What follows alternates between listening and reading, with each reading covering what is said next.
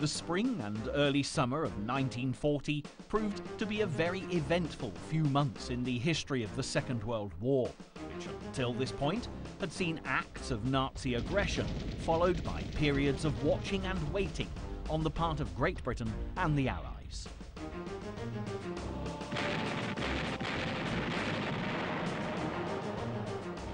But by April and into May, Adolf Hitler's troops were storming through Scandinavia and across Europe, employing ever more aggressive new techniques to invade Norway and Denmark to the north, and the Low Countries and France further south.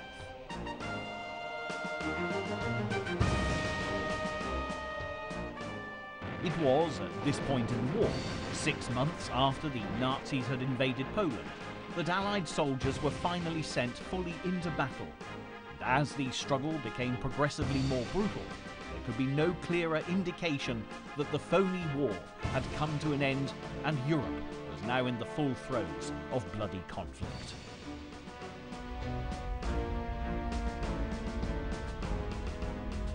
Nevertheless, for the Allies, the horrors and heartbreaks of this period would also be marked by moments of triumphant glory.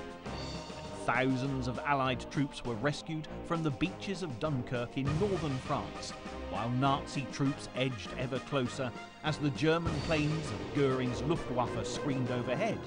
It was one of the most inspiring moments of the entire war.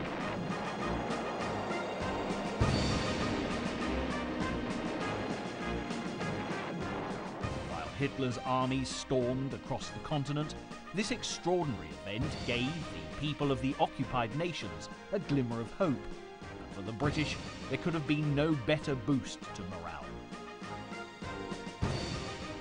Early in May, Winston Churchill took on the mantle of leadership, giving Adolf Hitler and his Third Reich an enemy to be reckoned with that would fight doggedly until the bitter end. Every trace of Hitler's footsteps, every stain of his infected and corroding fingers will be sponged and purged, and if need be, blasted from the surface of the earth. This chapter in the Countdown to Victory will explore the dramatic events that led to the Nazi invasion of France as Europe was thrown into increasing turmoil.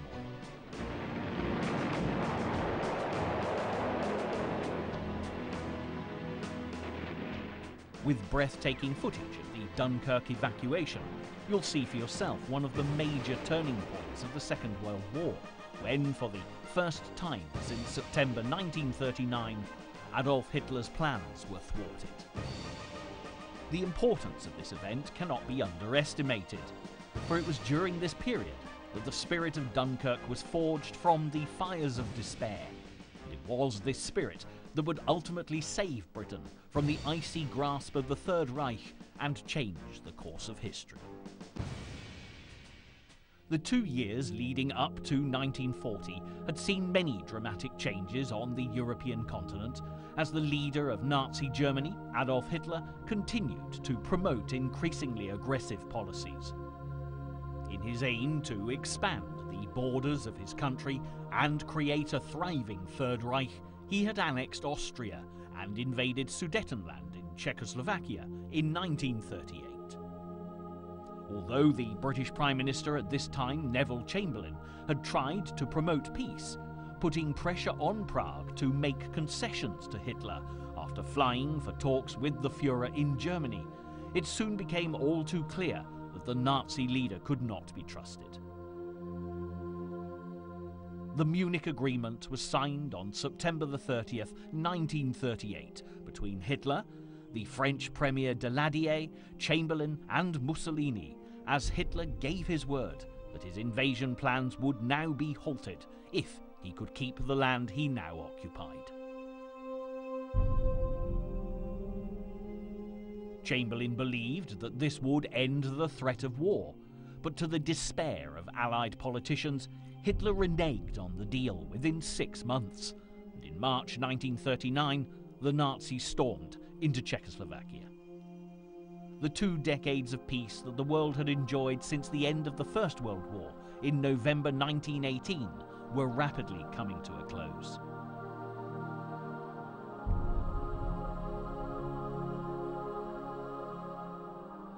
On September the 1st, 1939, Germany invaded Poland, and it was clear that Chamberlain's policy of appeasement had failed. Britain and her allies had no other option but to declare war on Hitler just 2 days later.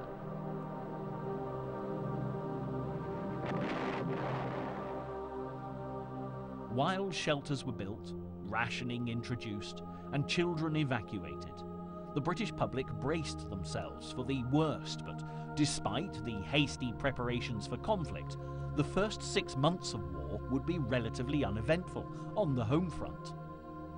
Further afield, however, the balance of power was rocking dangerously.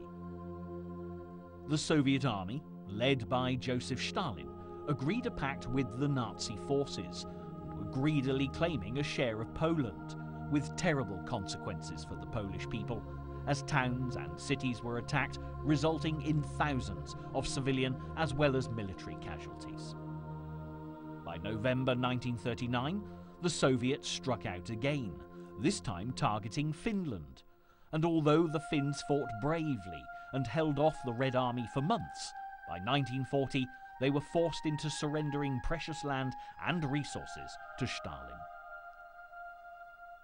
But as Finland signed a peace treaty with the Soviet Union, Chamberlain and the British government had still to make a move to halt the Nazi advance, despite Winston Churchill, as First Lord of the Admiralty, urging immediate action. His main concern was Norway, and Churchill was very soon proved right.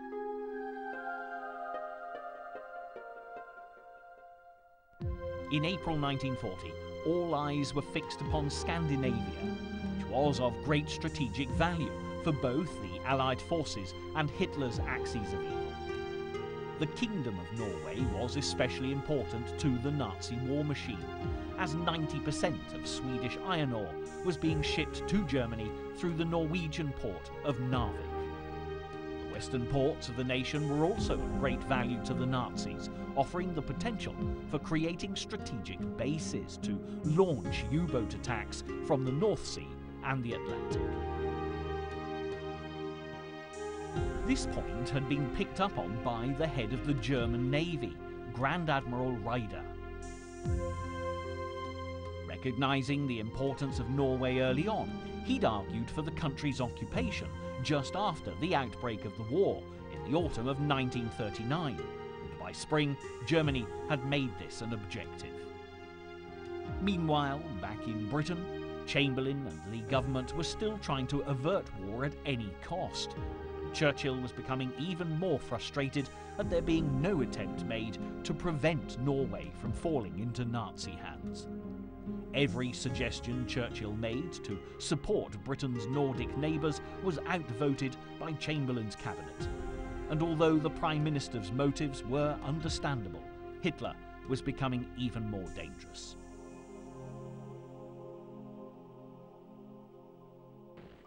The scars left by the First World War still lingered in the memories of those governing the United Kingdom. The idea of pushing the nation into another bloody land war was an unthinkable concept.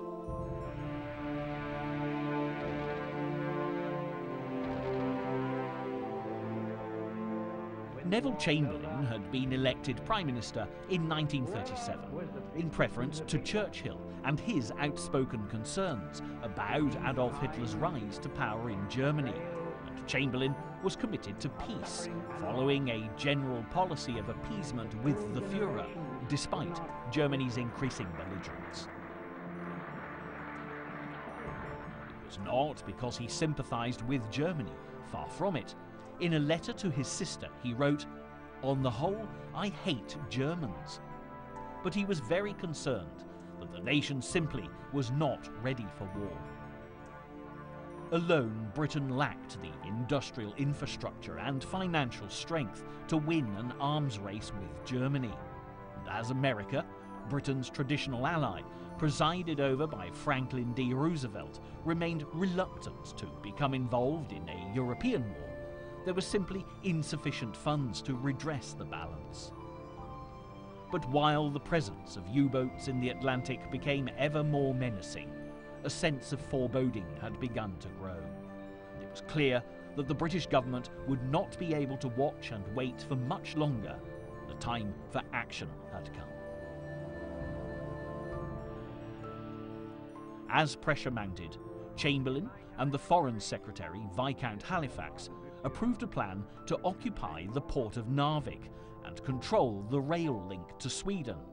But Norway and Sweden were unwilling to collaborate in a scheme that might lead to war with both Germany and the Soviet Union. As an alternative, Churchill suggested Operation Wilfred, a plan to mine Norwegian waters and force German shipping out into the open sea, where the Royal Navy lay in wait.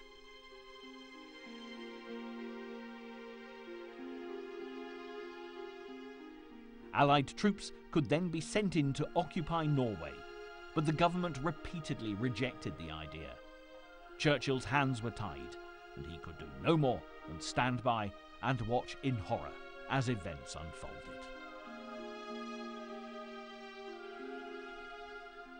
Meanwhile, Hitler had spent his time during the phony war very wisely, drawing up plans for dominating Europe, and while the Allies hesitated, his Nazi forces stood poised to attack. By April, warships, air force and armies were ready to invade not only Norway, but also its neighbour Denmark, which would prove a valuable staging post for operations. Chamberlain's caution had given the Nazi leader the breathing space he needed, and by the time Operation Wilfred was finally approved and the British began mining Norwegian waters on April the 8th, it was already too late. With complete disregard for the non-aggression pact signed with neutral Denmark only 1 year earlier, at 4:15 in the morning on April the 9th, 1940, German forces marched in. Within 3 hours after threats to bomb Copenhagen, the Danish government surrendered, and the occupation was so sudden that most Danes had no idea that their country had even been invaded.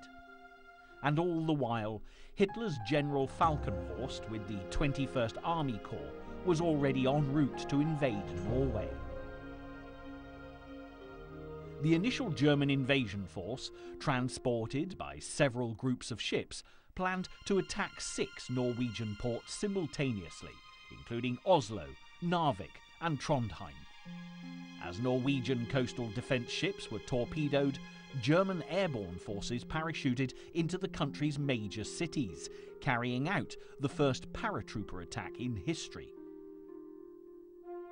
Within 24 hours, most of the strategically important Norwegian towns and cities were in Nazi hands. Better late than never, Britain's Royal Navy arrived to battle back against German naval forces 2 days after the start of the invasion, but their efforts were futile. It was too late. As Hitler became even more aggressive throughout Europe, with the loss of Norway inevitable, Allied troops were withdrawn to fight elsewhere, and the Norwegians were left to fight on as best as they could alone.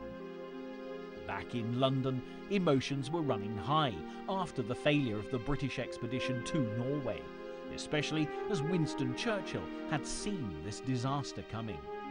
It was clear that a passive strategy up to this point had been too cautious, and it was time for Chamberlain to go. In a debate in the House of Commons, one of Chamberlain's closest friends turned to history and the words of Oliver Cromwell to express the view of the British people. "You have sat too long here for any good you've been doing. Depart, I say, and let us have done with you.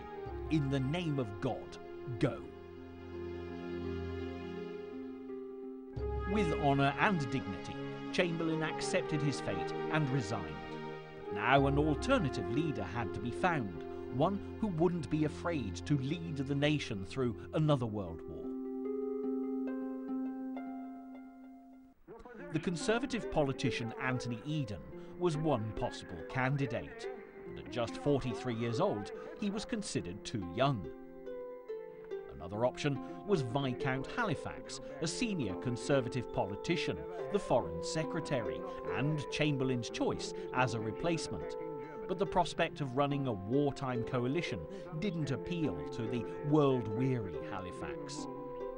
By a process of elimination, the only possible candidate for Prime Minister was Winston Churchill, the First Lord of the Admiralty, whose fearsome reputation and correct analysis of what Hitler would do next improved British morale dramatically. Winston Churchill took up office on May the 10th, 1940, and while a new coalition government was swiftly formed, Adolf Hitler would have been all too aware that Churchill was going to be a much tougher adversary than Chamberlain had been.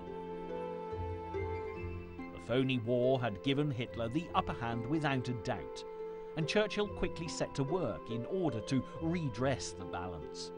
However, nobody, not even Churchill, could have predicted just how quickly the new Prime Minister would have to stand up and be counted.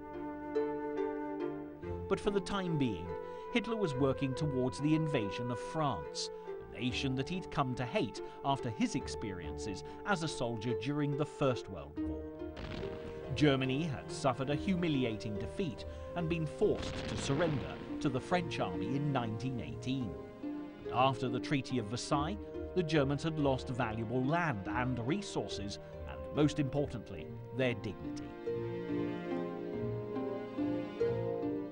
Adolf Hitler, a mere foot soldier in his 20s, had been driven by a desire to remedy the injustices to his adopted fatherland, and from this moment onwards was determined to see the French bow to the power of the Third Reich.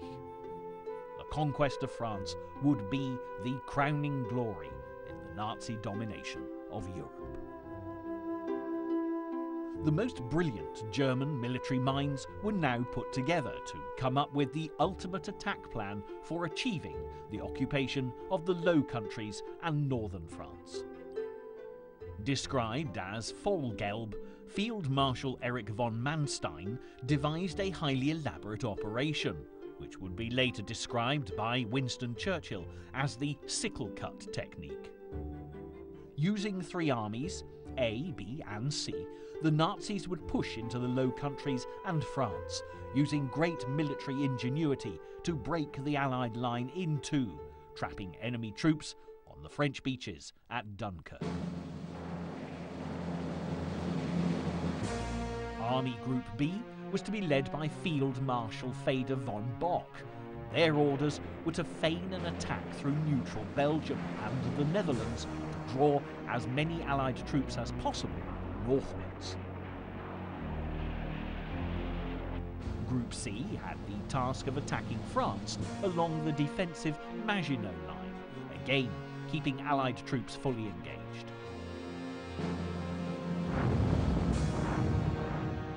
Meanwhile, Army Group A would instigate the main attack, led by Field Marshal Gerd von Rundstedt, clearing a path to advance through the Ardennes forest, crossing the River Meuse, then using a blitzkrieg sweep to push across France towards the English Channel, trapping Allied forces in Belgium and across the Flanders fields where so many had died during World War I.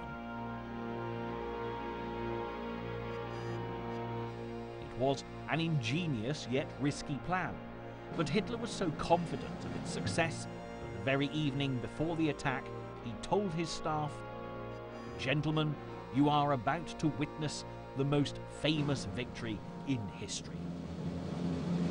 It was destined to be the very same day that Winston Churchill became Prime Minister, May the 10th, that saw the Nazis start their advance towards France. At just after 4 in the morning, when the first attacks took place, the neutral countries of Holland and Belgium found themselves in desperate need of aid from the Allies. The phony war was well and truly at an end. The Dutch hoped, should any invasion take place, the Nazis would leave the main cities, which were protected by flooded low-level areas and fortifications, intact, and proceed through the southern parts of the country and on into Belgium. However, Hermann Göring, the commander of Germany's air force, the Luftwaffe, was determined to capture the western Dutch airfields, fearing that the British might take control of them, creating a base from where the RAF could attack the fatherland. Consequently, Göring demanded a complete conquest of the Netherlands.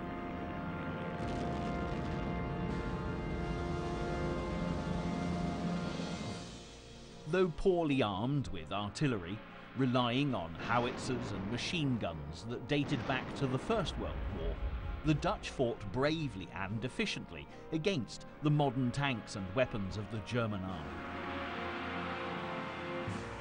But Hitler was adamant that all resistance had to be crushed, and as his panzer tank divisions gathered outside Rotterdam, Holland's second largest city, the nation was given an ultimatum. If they surrendered, their cities would be spared. If not, they would be bombed. While negotiations commenced, what followed would go down in history as one of the great atrocities of the Second World War, as waves of Göring's bombers darkened the skies above Rotterdam. The onslaught of bombs that ensued tore out the heart of the city, making 80,000 people homeless, leaving a flat and desolate landscape in their wake. Almost 1,000 people were killed, and with other major cities threatened with the same fate, the Netherlands had no choice but to surrender. On May the 14th, the battle for Holland was over, and as the Nazis took the strategically vital airfields, the Dutch Queen Wilhelmina fled to London, where she would continue to rally support for the fight against Hitler. While Hitler had vanquished the Netherlands within 4 days, the battle for Belgium would prove to be an altogether tougher affair. The country was protected by Fort Eben-Emael, a huge fortress that was virtually impregnable and considered to be one of the most modern in the world at that time. The Germans yet again resorted to more unconventional strategies to invade the country, and used gliders to land and unload assault teams.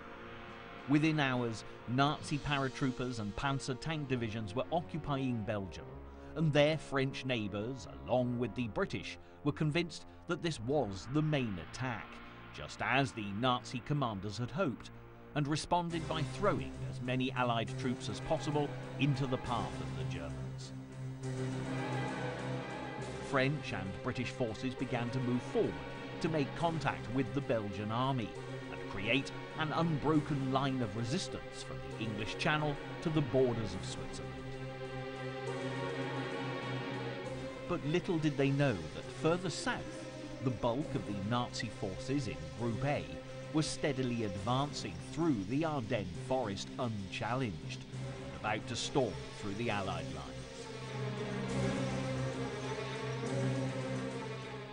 Back in London, Winston Churchill and the government watched events unfold with ever-increasing concern.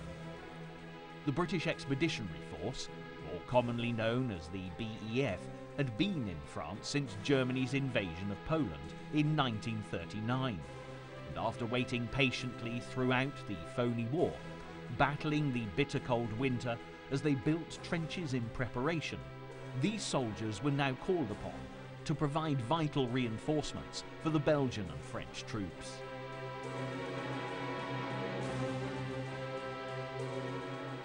As the BEF poured into Belgium in their thousands, they were given a tremendous welcome.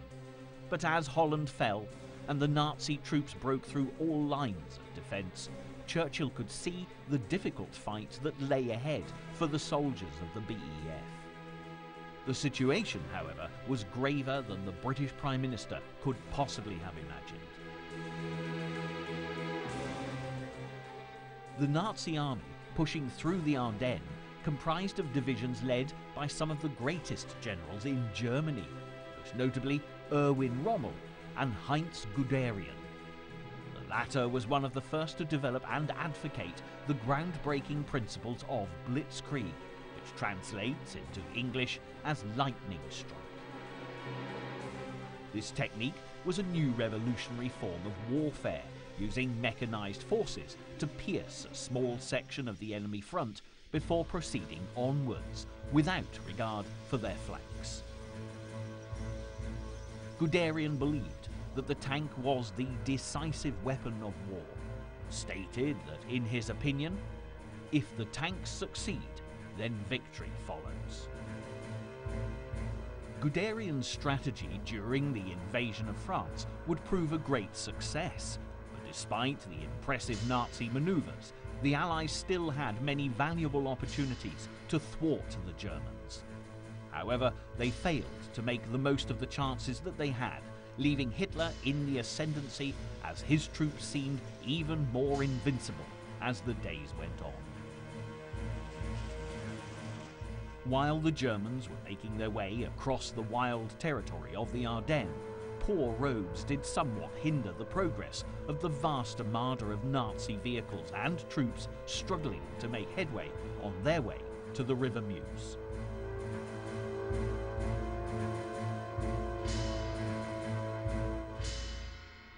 The Meuse was one of the biggest defensive lines protecting the French from invasion, forming a natural barrier between France, Belgium and Holland, flowing for over 500 miles. It was vital that this line be defended, no matter what the cost.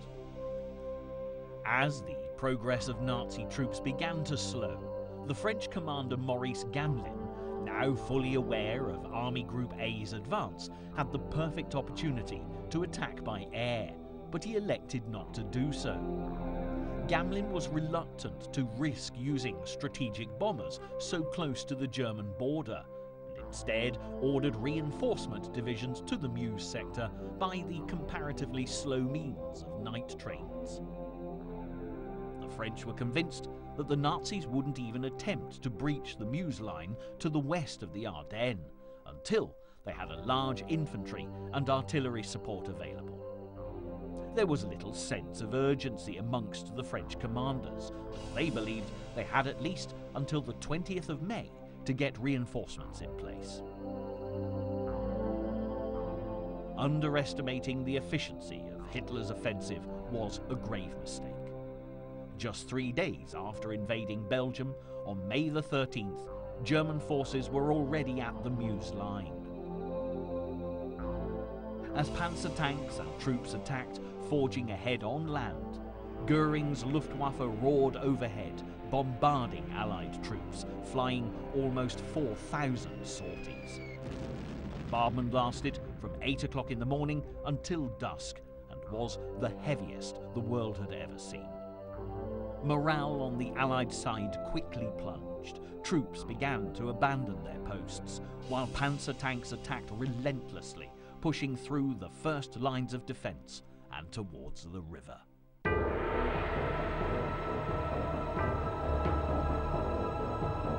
Before long, the Nazis had made considerable progress, pushing some 5 miles into the French defences. By 7 o'clock that evening, as false rumours abounded from fleeing soldiers that German tanks were already behind them, the remaining troops left defending the line also fled. It was a fatal mistake, and one that would shatter all hope of saving France. Left unprotected, the next morning German troops and anti-tank units swept over the River Meuse.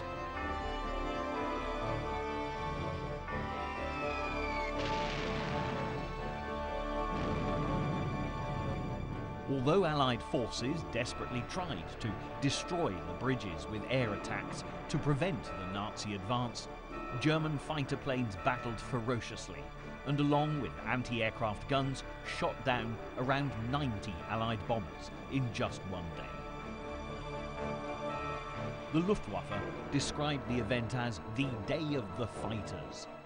With the bridges still intact, the panzer divisions under Guderian now ranged freely around the landing areas until all real resistance was neutralized. It was at this point that the blitzkrieg tactics of the highly trained Nazi military machine proved most effective. Despite instructions to consolidate a small bridgehead, Guderian and Rommel disregarded all this and began to strike out in all directions, taking French troops all around the country by surprise.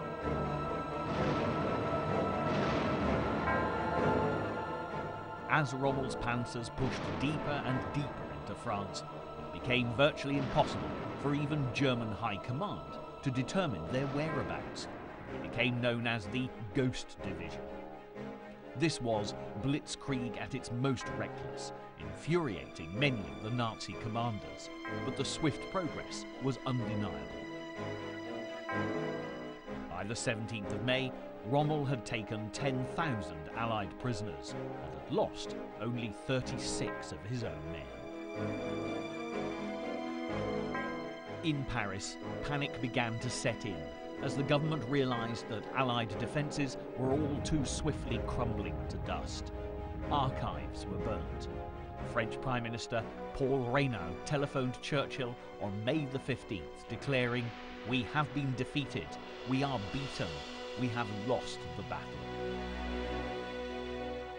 Churchill rushed to Paris the next day, and when he asked Reynaud where the strategic reserve was that had saved Paris in the First World War, the devastated French Premier confessed there is none. It appeared France was doomed.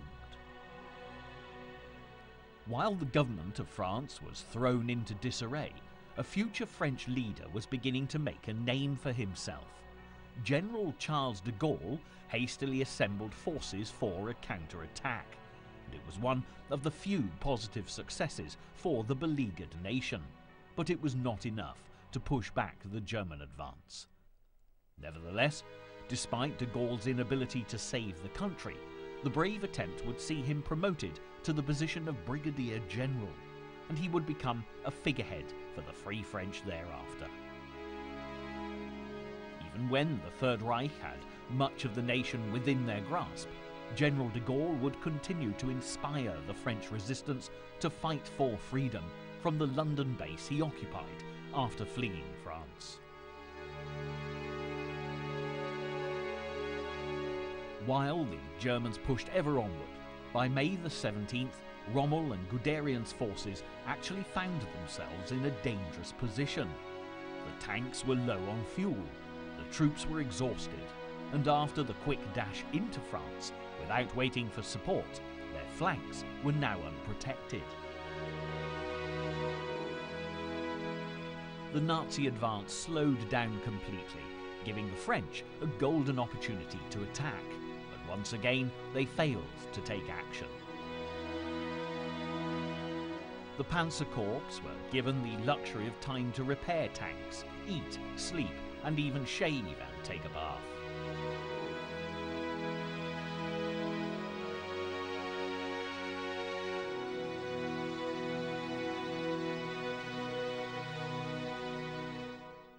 The blame for missing so many opportunities firmly rested with the French government and its military commanders.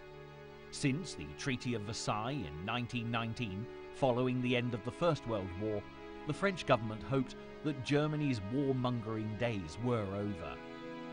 As the Depression of 1929 hit hard, France had put off rearmament, while Germany flouted the Treaty of Versailles and secretly began to build up their armies and invest in new weaponry. Now, as the Nazis swarmed into France with their highly equipped forces, the French lacked just about everything, from modern tanks to light weapons and even clothing. Badly prepared and poorly led, many of the fighting men were now convinced that defeat was imminent. Meanwhile, once refreshed, the panzers began to push towards the coast, and the advance became more intense than ever. Using integrated ground and air assaults, the sheer strength of the Nazi charge was terrifying. They destroyed everything in their path, as thousands of refugees began to flee the country rather than live under German occupation. But for the Allies, worse was still to come. In the north, they were now being encircled with no possible escape route. The situation was disastrous. Instead of a Franco-Anglo-Belgian line containing the Nazi attack, there was now a German line stretching from Germany to the sea, quite literally cutting the Allied forces in two. On May the 20th, the French Prime Minister Paul Reynaud sacked Gamelin for his failure to contain the German offensive, and replaced him with Maxime Weygand, a major general renowned for his role in the First World War. But not even Weygand would be able to muster the forces necessary to stop the advance. Seeing the situation was becoming increasingly desperate, Lord Gort, the chief commanding officer of the BEF, ordered a retreat towards the Channel on the 23rd of May, hoping that the troops could be evacuated.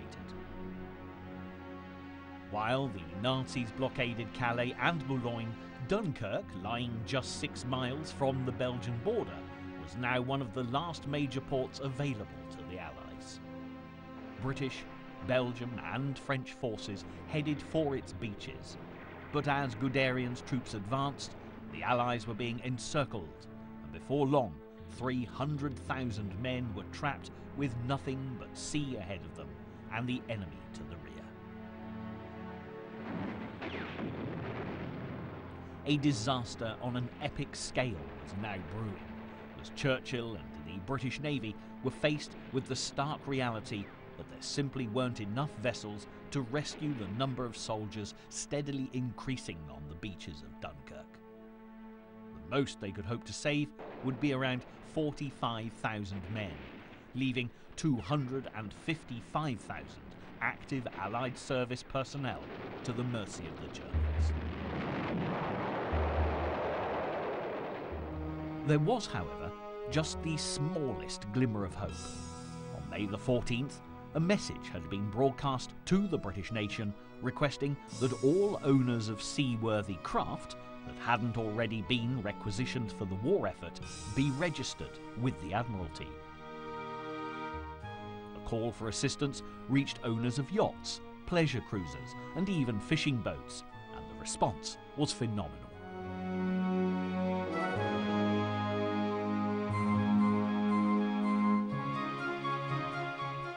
Soon, a huge civilian fleet was on standby, some manned by trained volunteers, others captained by their owners, and all ready to cross the Channel to sail into the Battle of France and save as many Allied soldiers as possible.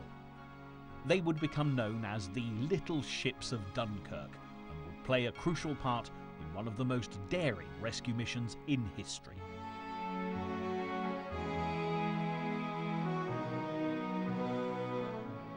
It was now up to Vice Admiral Bertram Ramsay, who was in charge of the defence of the Dover area of British operations and the protection of cross-channel military traffic, to finalise the plans, which were codenamed Operation Dynamo. This was an immense challenge, and staff worked around the clock in underground tunnels deep beneath Dover Castle to finalise every last detail. By May the 26th, 1940, the operation was ready to be launched, and the vast fleet set off across the Channel towards France.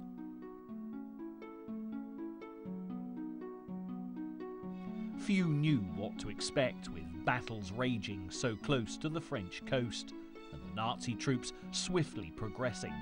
But when they finally arrived within sight of Dunkirk, the crews manning the ships found, to their amazement, that Guderian's forces were nowhere to be seen.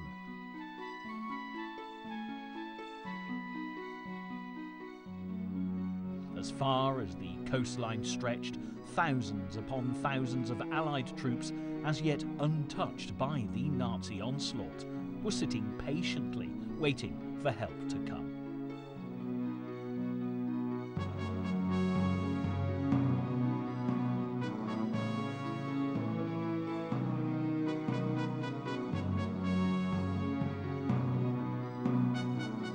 Considering the incredible success of the Germans' blitzkrieg sweep across France, it seemed incredible that the tanks of the Panzer divisions had not reached this part of the coastline.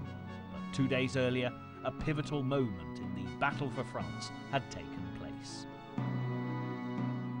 Quite extraordinarily, it was Adolf Hitler himself who had intervened in the fate of the thousands of Allied soldiers, and his actions undoubtedly resulted in so many of them escaping.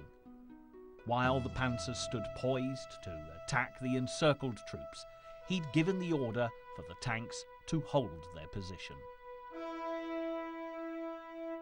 The reasons behind this seemingly strange decision remain to this day something of a mystery, but we do know that Goering had told the Führer that his Luftwaffe alone could prevent an evacuation, while Rundstedt had warned Hitler that further panzer activity would result in an extended repair period, jeopardizing the second stage in the Battle of France and the plans to seize Paris. There is also another theory, however, namely that Hitler did not want a war with Britain and still hoped to be able to negotiate a settlement with Churchill, which after the conquest of France would allow him to focus his energy on Russia and the Eastern Front. In the meantime, while the Nazis waited, the British vessel sailed closer to the French coast and the mass evacuation began. Troops waded deep out into the water to meet the rescue teams and clamber on board to safety. Thousands upon thousands of men now lined the shores and waited patiently for the ships to take them away. Orderly queues formed for the boats, and even though many knew that they would perhaps never make it off the beaches, they still waited their turn.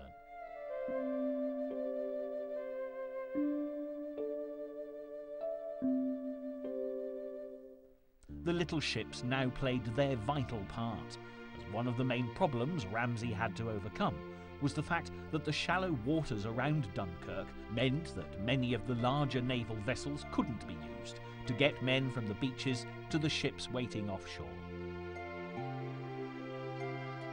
While the evacuation continued and more men clambered aboard the boats, the Nazi commanders soon became aware of what was happening.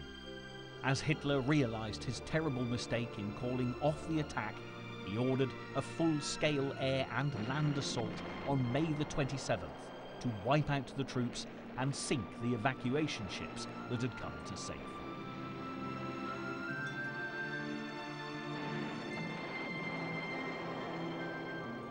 The RAF swiftly flew in to protect the boats and troops on the ground, and the air became a mass of swooping planes as they fought long and hard to counter the relentless attack staged by the Luftwaffe.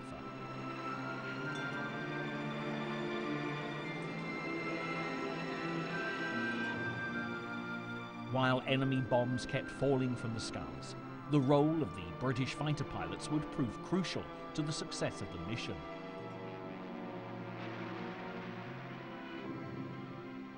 Meanwhile, on the ground, the Allies were all too aware that some of their number would have to form a stronghold to keep Hitler's men away from the beaches to protect the ships for as long as possible.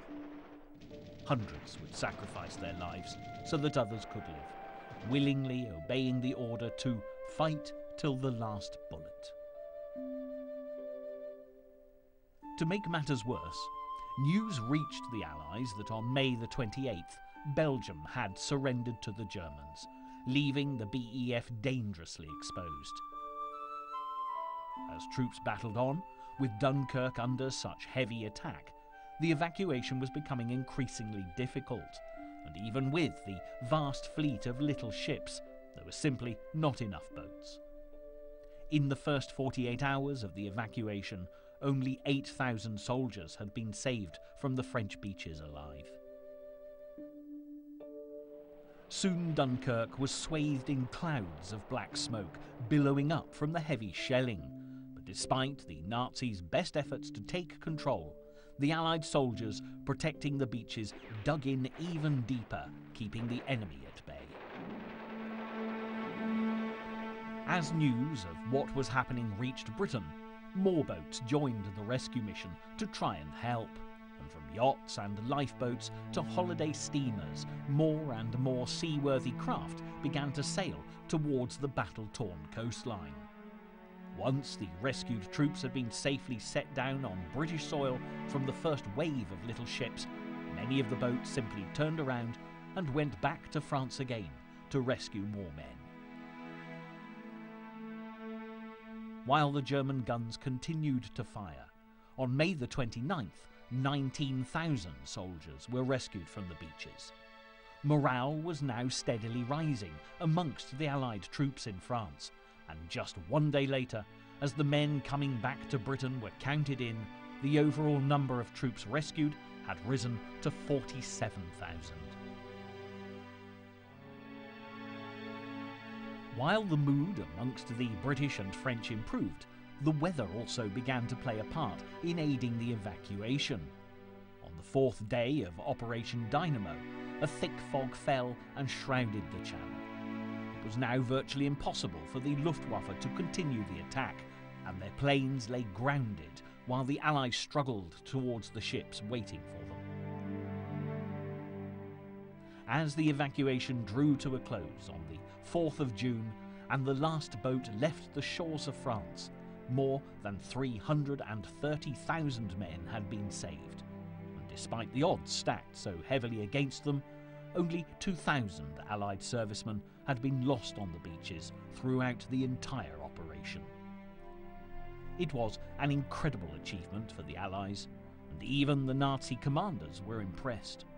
Erwin Rommel praised the staunch resistance of the Allied forces, despite the fact they were under-equipped and had little ammunition for much of the fighting.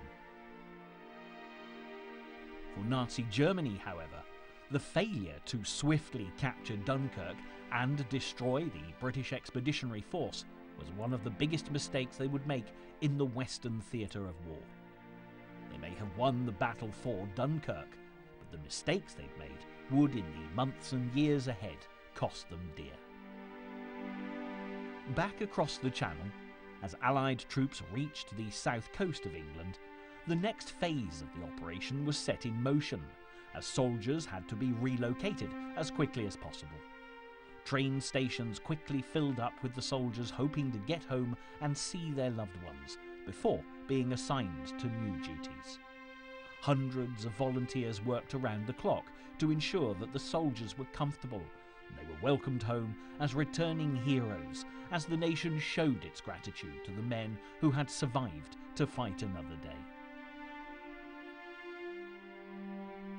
While Britain rejoiced at the return of their battle-weary soldiers, Churchill hailed the outcome of the Dunkirk evacuation as a miracle of deliverance.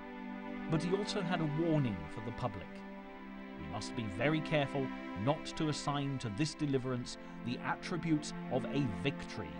Wars are not won by evacuations. Valuable artillery and weapons had been lost on the beaches and roads of France that would result in an even greater dependency on the United States throughout the course of the war. Also, many of the Allied soldiers that had been left behind were now prisoners of war. And back in France, the mood was understandably bleak. After the evacuation at Dunkirk, General Weygand was in a difficult position. France had lost their strongest and most modern forces in the north, as well as their best armoured formations and heavy weaponry. Their manpower was depleted, and with a front to defend from the Channel to the Sedan, without, as they perceived it, any Allied support, many French leaders openly lost heart. To them, Dunkirk had been an abandonment. Adolf Hitler could now begin the second phase in the battle for France, Vorwärts, which translates as Case Red in English. Just one day after the last ship had left Dunkirk on June the 5th, 1940, the German offensive was renewed and the Nazi forces began to march towards Paris.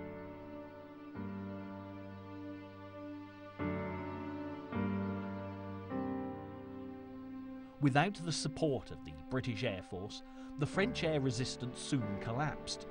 While Germany enjoyed total air supremacy across the country, the French government fled, declaring Paris an open city.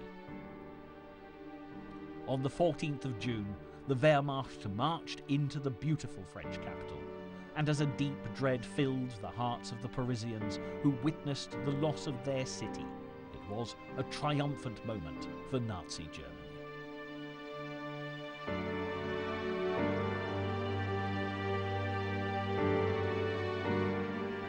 This was the jewel in the European crown for Adolf Hitler, and one of the defining moments he'd been waiting for.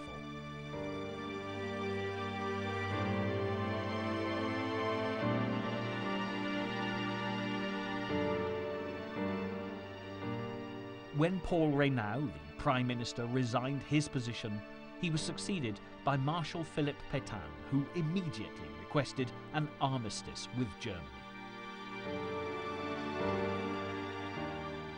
Still raging at the way Germany had been treated after the First World War, Hitler had the original train carriage where the 1918 armistice had been signed removed from a French museum and placed in the exact same spot in the Campagna forest where Marshal Foch had accepted Germany's surrender.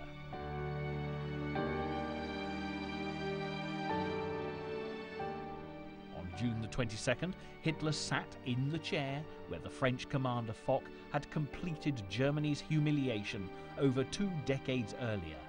But after only listening to the preamble, disdainfully he left the rest to his chief of staff, General Keitel.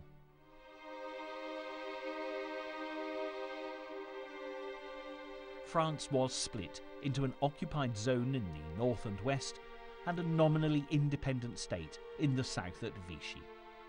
The Vichy government, led by Pétain, accepted France was a defeated nation and attempted to gain favour with the Germans through passivity.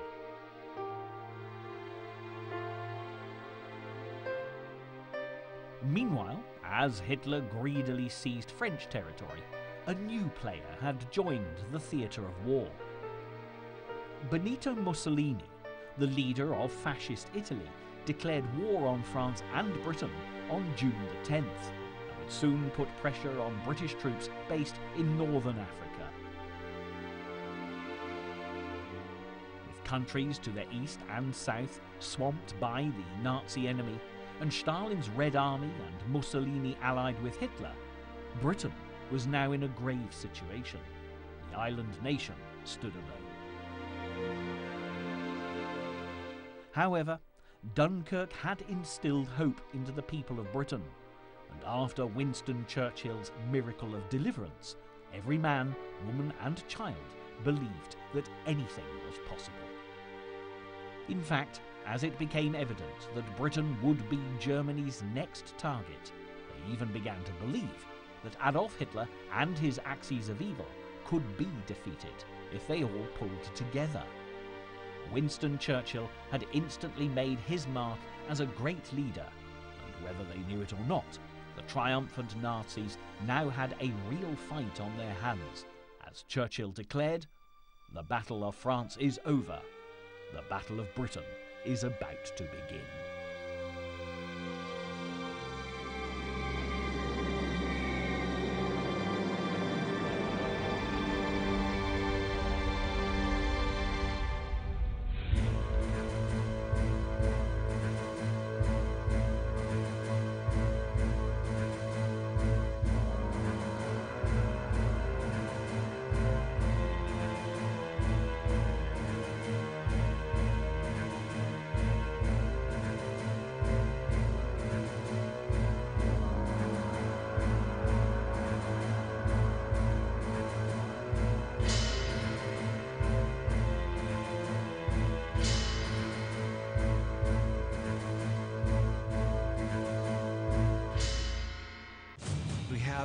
Something the ancients considered to be so important, they put it down in calendars. Every single culture was trying to send a message downstream.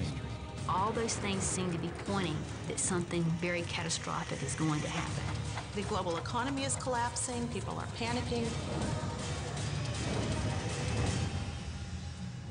אפקט נוסטרדמוס, מיד בערוץ ההיסטוריה.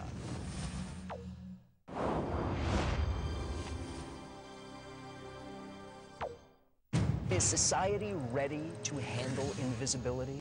At what point do we give the ability to make a kill decision to a machine? חלומות האתמול הם המציאות של מחר. מדע לא בדיוני, בקרוב, בערוץ ההיסטוריה. Odysseus, unlike other heroes, he is man. Our gaze penetrates right into your inner being and petrifies you from the inside. If Zeus succeeds, he'll be master of the universe. No one's going to be able to overthrow him.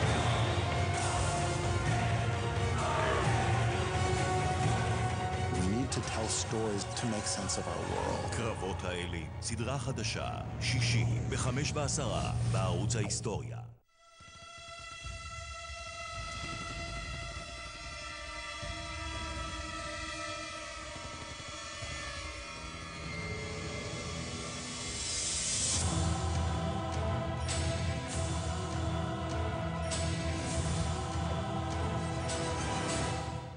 בכל שבת, האירועים ששינו אותנו. חלפו 30 שנה ואני שומע את הקולות.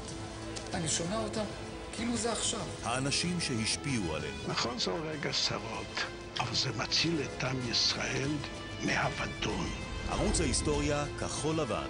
רצועת שידורים עם מיטב החומרים התיעודיים שמספרים את הסיפור שלנו.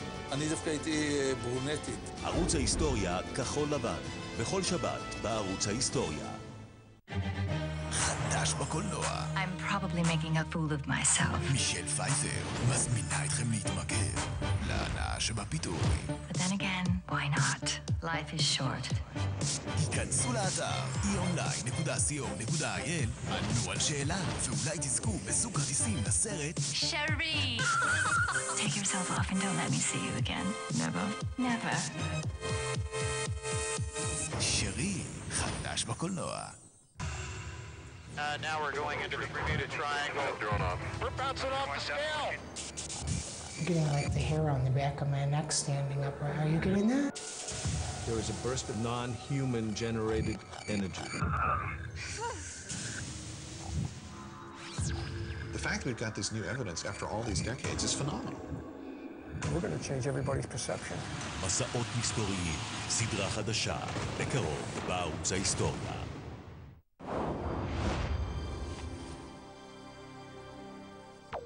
Time tunnel, timeline 1849. The word is out that there's gold in them thar hills of California.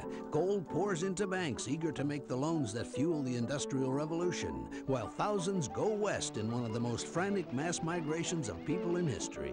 The real money is made by those who mine the miners, by charging outrageous prices for simple services, even sending laundry as far away as Hawaii. Another time tunnel journey from the History Channel. כדור הארץ מתחמם, זיהום האוויר גדל, והמאזן האקולוגי נמצא בסכנה ברורה ומיידית.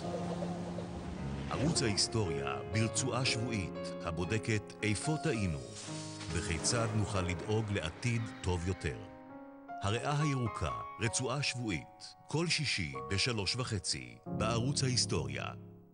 Those are pistols, the weapons of choice when you want to get up close and personal.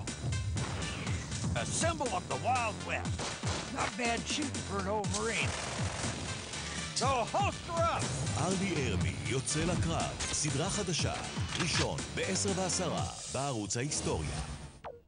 Is society ready to handle invisibility? At what point do we give the ability to make a kill decision to a machine?